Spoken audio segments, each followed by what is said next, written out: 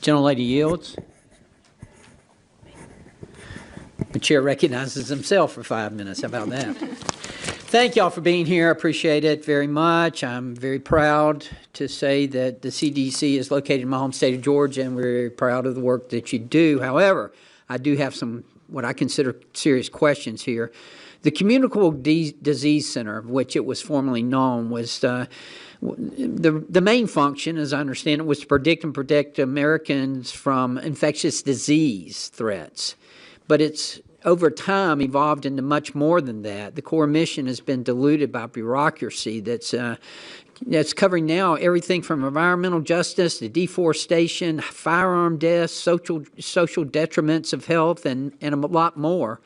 For example, Mr. Daskalasis, the National Immunization Survey, the CDC is using taxpayers' dollars to call Americans over the phone, asking them for medical information about their vaccination status.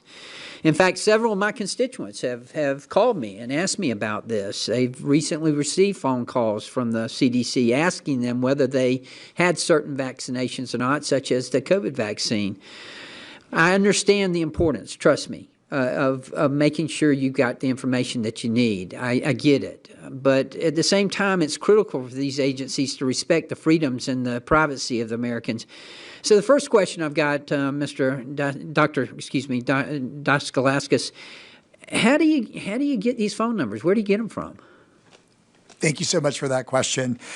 So I think I cannot actually comment on the algorithm that's used to sort of identify the phone numbers, but the National Immunization Survey, as you've mentioned, is really important in us understanding what coverage is for vaccinations so we can identify what parts of the country and in what populations we need to do more work. Part of the work at CDC— I understand. My question is, where do you get the phone numbers from? And you say you don't know? We'll have to get back to you. I was about to say, please get that information to me, okay? Thank you. How many people has the CDC contacted? Do you know, under the National Immunization Survey? I don't have the numbers of how many people we've contacted, but we can get that. We can get back to you. Please do. And do you happen to know how many surveyors that the CDC employs? Again, we'll have to get back to you on those specifics. Okay, sure do need to know this information. Does the CDC collect information on children's vaccinations? The CDC has several systems to monitor vaccination in the U.S. One of them that you've already mentioned is a National Immunization Survey, and included in that is a survey that happens to parents specifically to learn more about childhood vaccines. Additionally, our immunization information— So do they contact children? The CDC, those surveys are actually for the parents. So they contact the parents of the children. Correct. And we also have immunization information systems that really focus on getting vaccination coverage information for parents and from children. Ends up being really critical in terms of the information that children have with their care providers, as well as for their schools. You know, and again, can you get me the information about where the phone numbers for the parents of the children come from? We will follow up. Thank you. I appreciate that. Look, as I've said before, for better or worse, CDC recommendations and guidance, they carry a lot of weight. They really, and I'll say that as a healthcare professional, they do carry a lot of weight, and they are very important. So what is the collected information from the National Information Survey used for, and where is this collected information stored?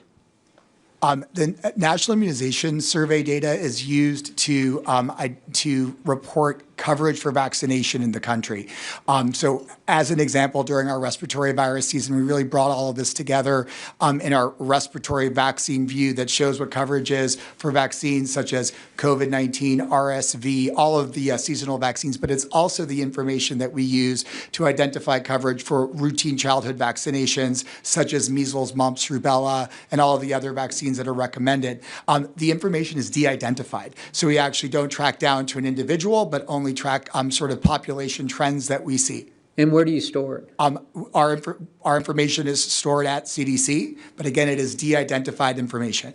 Okay, so you feel like you're in compliance with HIPAA, so there's no problems there? Since the information is not identified, we don't have the information that includes identifiers that would require us to have any sort of sort of HIPAA. Look, I have a fiscal responsibility to the taxpayers as a member of Congress, as we all do. Do you feel like this is a good use of taxpayers' money?